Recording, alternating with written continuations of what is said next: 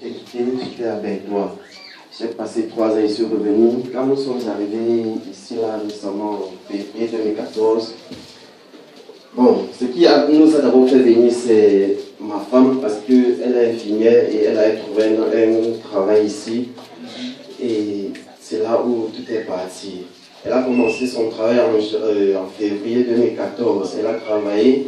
Entre elle était enceinte et après qu'elle avait accouché en mai, bon, elle ne travaillait plus.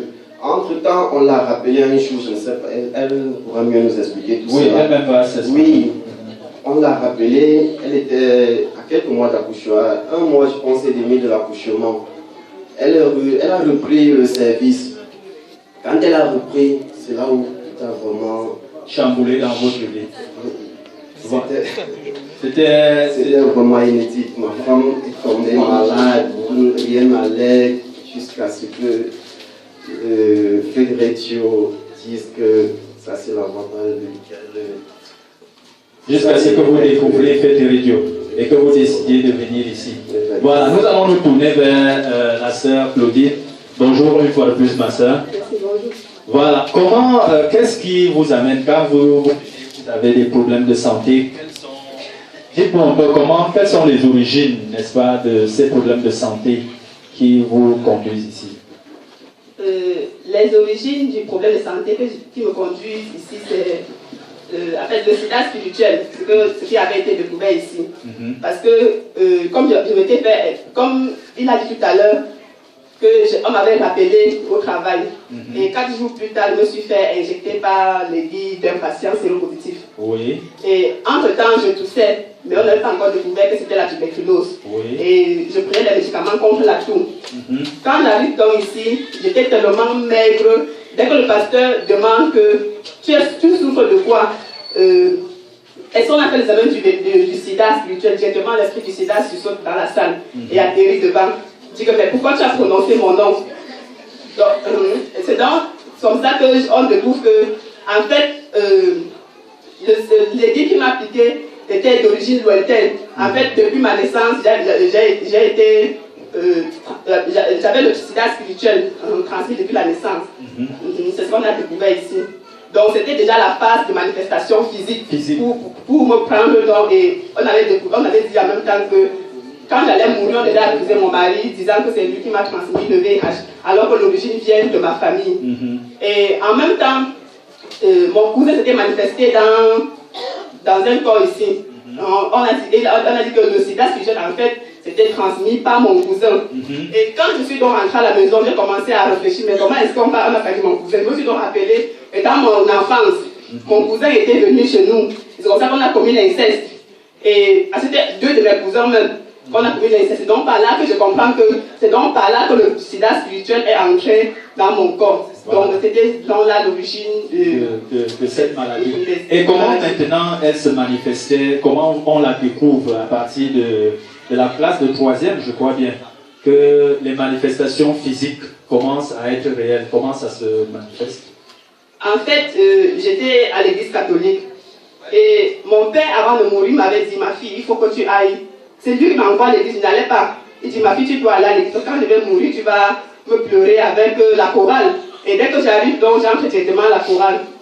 Et quelques peu de temps après, quand j'étais déjà en 6e, il y avait certains groupes de filles qui aimaient parler de Dieu. C'est-à-dire, quand je regardais en cette fille-là, je voyais quand même une différence. Et puis, la sémence de Dieu a commencé à grandir petit à petit. C'est enfin en classe de 3e que je dis que, mais c'est comment je vais servir le type de Jésus. Je vais servir Dieu comme je vois les autres camarades servir.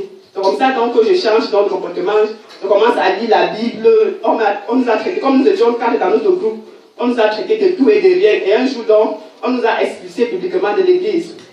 C'est comme ça que ma mère, dans la persécution de ce moment, dit que je ne dois plus coopérer avec mes copines. Parce qu'elle s'est donc rendue compte que c'est à travers mes copines que je me suis donc détachée des conseils qu'elle trouve mieux pour me donner.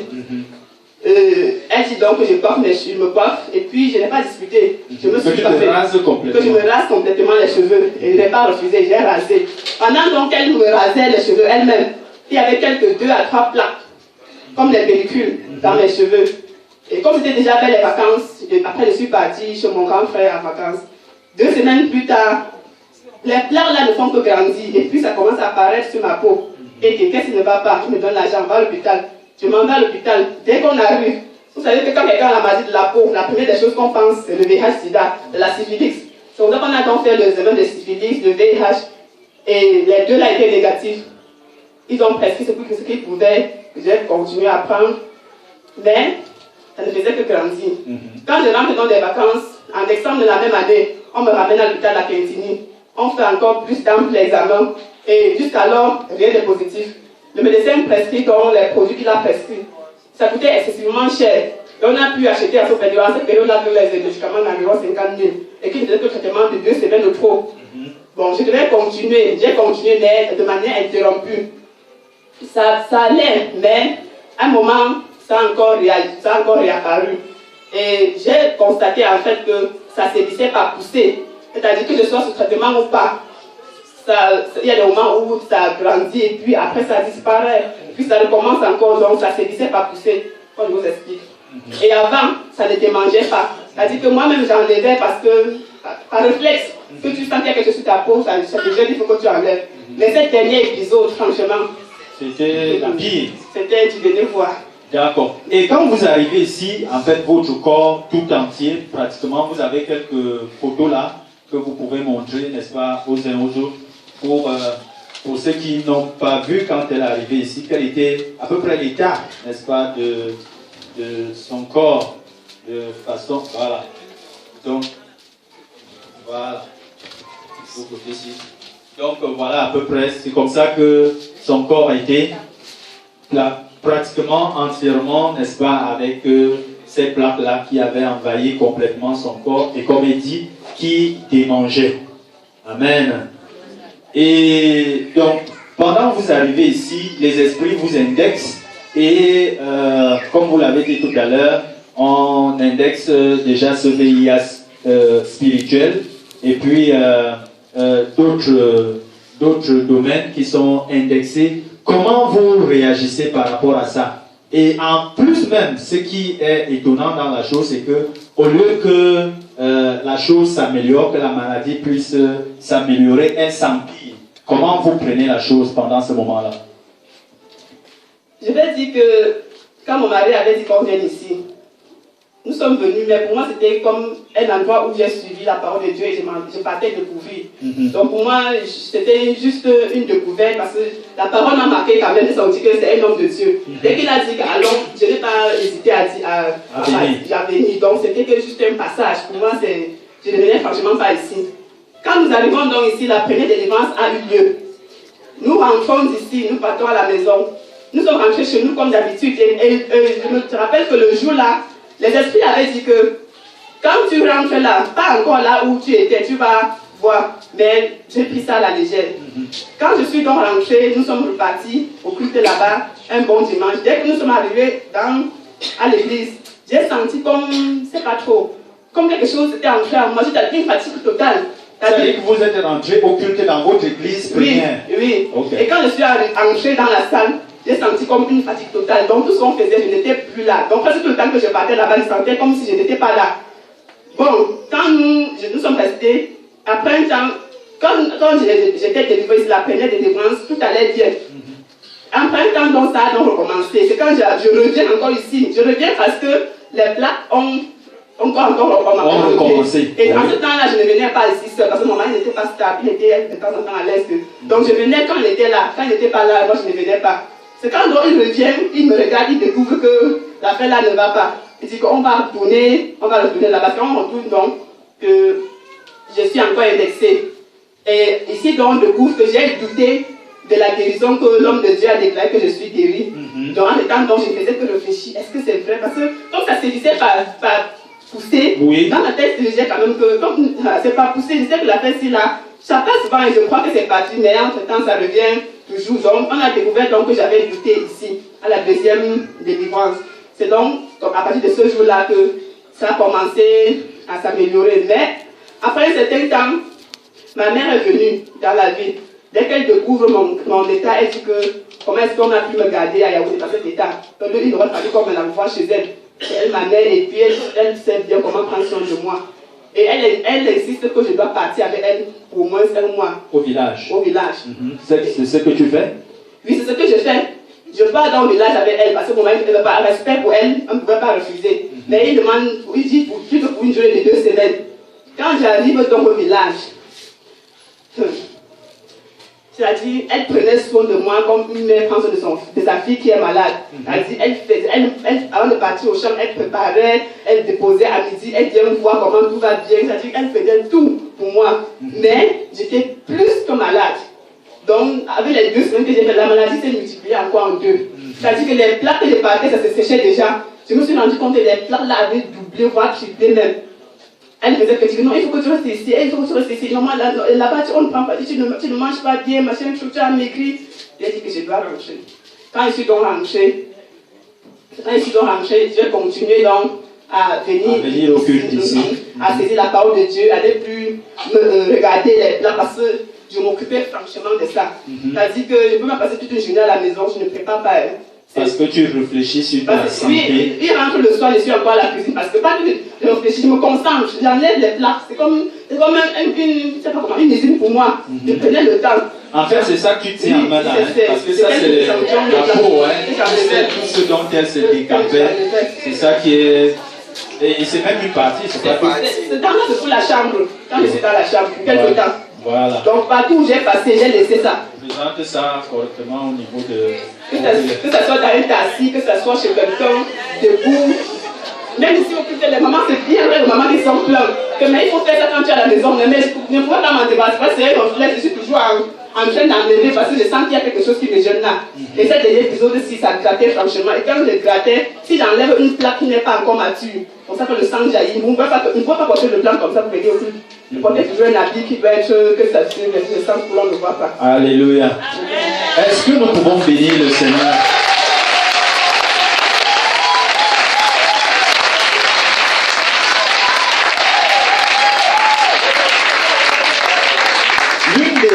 L'une des leçons importantes à retenir dans ce qu'elle vient de dire là, c'est que lorsque tu viens dans la présence de Dieu et que tu te rends compte que Dieu est là, demeure-y. Alléluia. Parce que chaque fois qu'elle quittait la présence de Dieu, le diable reprenait le dessus. Elle est partie d'ici, le Seigneur a commencé un processus dans sa vie, elle a douté, elle est rentrée dans son église, mais la maladie a repris. Elle est revenue, sa maman, les esprits familiers ont envoyé sa maman, qui l'a reprise pour le village, la chose s'est empirée. Alléluia. Et aujourd'hui, vous pouvez constater de vos propres yeux ce que le Seigneur a fait.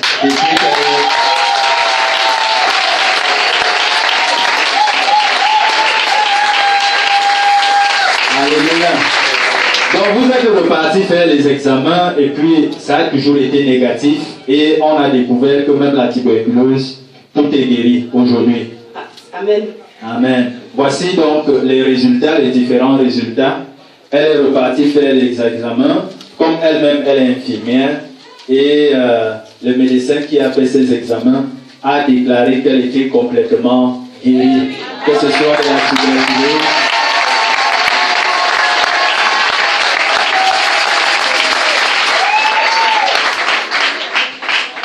Et aujourd'hui, comment vous sentez-vous? C'est-à-dire que physiquement, comment par rapport à vous, l'état de votre corps, on n'a plus besoin que vous nous disiez parce que les yeux de tout le monde peuvent le constater. Comment vous vous sentez-vous maintenant à l'intérieur de vous, dans votre santé particulièrement?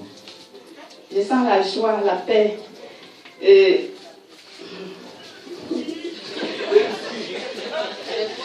la force de Dieu. Parce qu'avant là, je ne pouvais même pas porter l'enfant ici. Quand je venais ici, je ne pouvais pas. Mais maintenant, même quand mon mari n'est pas là, je viens à pied. Je viens à l'église à pied. Amen. Mais quand je ne pouvais pas même porter l'enfant qui est ici jusqu'à aller au Carrefour là, moi seule, je ne pouvais pas. Donc j'étais franchement malade. Et je sais déjà que je n'aime pas m'adonner à la maladie. À cette période-là, je partais au travail avec une température de 40 degrés. C'est-à-dire, dès que je partais, c'était même. Mais comment tu peux au travail, tu es malade? Tu ne veux pas dire que ça ne va pas, tu vas te reposer. Mais comme j'aime tellement le travail, c'est même pas là où Dieu a même vu que mon cœur était trop attaché au travail. Oui. Il a même voulu d'abord arrêter ça, que je sois ma place d'épouse à la maison. Amen. Parce que je voulais. ce qu'on peut à tout prix là, comme l'homme de Dieu dit souvent. C'est-à-dire que même quand j'étais malade, je sentais que quand je restais à la maison, mon travail, c'est comment? Donc je voulais à tout prix. Dieu a même vu que j'aimais trop le travail, il a d'abord voulu que je temporise avant de reprendre après. Amen. Ton cœur était trop attaché aux choses de la vie ou de cette terre. Amen. Et l'une des choses également que tu m'as dit, c'est que également quand tu venais, ton cœur était justement, comme tu le disais, attaché à ta santé, à ta maladie. Et depuis que tu es arrivé et que tu es devenue constante, tu as suivi les enseignements, tu as enlevé ton cœur par rapport à cette santé-là, à ta situation physique, et tu t'es attaché au Seigneur. Oui, avant je pensais que j'étais la dernière, parce que c'était depuis la classe de, je peux dire de seconde déjà, que j'avais l'autorisation au lycée de porter le chapeau. C'est-à-dire que ce que les jeunes filles ont connu comme les tresses, les coiffures, tout ça là, moi je n'ai pas connu ça. Donc ça me faisait parfois, je me disais que qu'est-ce que je suis même devenue, j'ai toujours en écharpe, une grand-mère comme ça, qu'est-ce qu'on va me... Donc ça me faisait rentrer en moi-même. Mais quand j'ai compris la parole de Dieu, j'ai compris que j'étais tellement 1000 fois mieux que les autres. Et que j'ai mes 2 pieds, j'ai tout ce que Dieu m'a donné pour le servir. Donc je n'ai pas envié les autres. Est-ce que nous pouvons applaudir le Seigneur?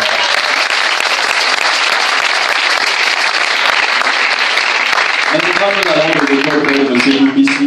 Vous, votre femme est dans cette situation-là, sa peau aussi qui se décape et tout ça. Vous ne prenez pas la fuite très rapidement. Amen. Amen. Un matin, c'est une situation, quand je l'ai rencontrée, elle avait déjà ça. Et je crois que notre rencontre a été le plan de Dieu. Parce que quand je l'avais rencontrée, je voyais ça sur son physique, mais je ne connaissais pas ce qui était à l'intérieur. Et quand, voyant cela, nous prions de notre manière, on suppliait Dieu, on implorait le Seigneur pour qu'il lui... Parce que il était arrivé un temps où quand elle était encore en école de formation, j'étais à Yaoundé. Elle était allée au centre Pasteur. On a fait des examens, on a découvert qu'elle souffrait de psoriasis. Et on a prescrit un produit dont elle prenait, je ne sais pas comment c'était, chaque semaine. Et il nous fallait débourser 5 000 francs au moins à la pharmacie pour ce produit. Et quand je suis quitté pour Bertois, je suis arrivé là-bas, je lui ai dit, en fait, en ce moment, nous étions même encore des fiancés. Et je lui ai dit, nous devons arrêter avec ce produit. Si Jésus est Seigneur, il est capable de te guérir. Nous avons commencé à prier, on prenait des programmes de jeûne, on priait. Et ça s'améliorait. Mais entre-temps, les attaques aussi n'étaient pas aussi faciles. J'étais allé avoir même un accident. Bon, le Seigneur m'en est délivré. Et c'était comme ça, jusqu'à ce que nous nous marions et que je découvre encore que c'était plus que ce que je voyais et en tant qu'enfant de Dieu, et aussi parce que tu l'aimais beaucoup. Je l'aimais beaucoup, comme je ne pouvais pas l'abandonner. Ce qui pouvait même me faire l'abandonner, c'était cette dernière étape dont elle a traversé. Ma femme était malade et je ne dormais pas. Je passais toutes mes nuits à regarder ma femme sur le lit. Elle était comme une personne, je peux dire, morte. Parce que la manière dont nous avons commencé notre mariage et cette étape-là, c'était difficile. Mais j'ai prié et gloire à Dieu, le Seigneur m'a montré sa face, passant par Fédérer Dieu. Et aujourd'hui, nous pouvons dire merci au Seigneur parce qu'il est merveilleux. Alléluia. Alléluia. Nous devons vraiment beaucoup bénir le Seigneur pour des hommes comme cela. Les hommes qui sont ici au tabernacle à l'université, vous devez apprendre à aimer vos femmes. Amen. Alléluia. Vous devez apprendre à aimer vos femmes. Papa Njika nous avait déjà donné la leçon.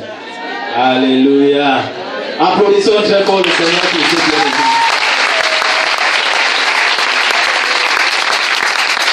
Aujourd'hui, quel est le conseil que vous pouvez donner, n'est-ce pas, à ceux qui vous écoutent et au peuple de Dieu par rapport à ce que le Seigneur appelle à vous?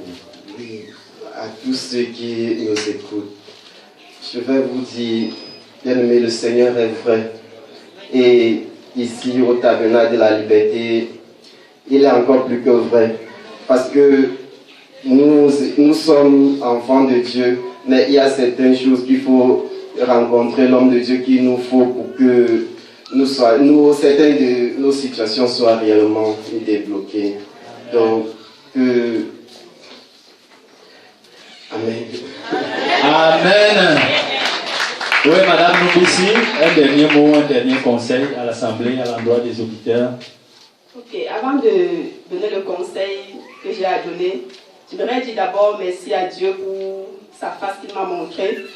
Et merci au pasteur Caleb Ouattangana, merci à toute l'Assemblée. Je sais que des gens vraiment ont prié pour moi de près ou de loin parce que j'étais comme une photo pour tout le monde regarder en route. Je vous dis vraiment merci. Et je veux aussi dire merci à mon époux qui vraiment m'a soutenu parce que si ce n'était pas lui, sans sa force spirituelle, je serais partie depuis. Parce que quand j'étais malade, je ne voyais que la mort. Hein. Je disais que je vais mourir. Et je disais, mais si tu meurs, tu vas descendre. Donc je dis vraiment merci à tous ceux qui m'ont soutenu de près ou de loin. Et le conseil que je dois donner à quiconque ici, ou bien qui m'entend à la radio, c'est que l'essentiel sur cette terre, c'est de servir Dieu. Amen. Parce que même si tu rencontres la solution à ton problème, tu auras encore des problèmes. Parce que là où je suis, j'ai encore des problèmes. Mais je sais que Christ est la solution parce que je l'ai en moi. Amen. Donc, il n'y a rien de cette terre d'important si c'est la parole de Dieu. Amen. Amen. Applaudissons le Seigneur.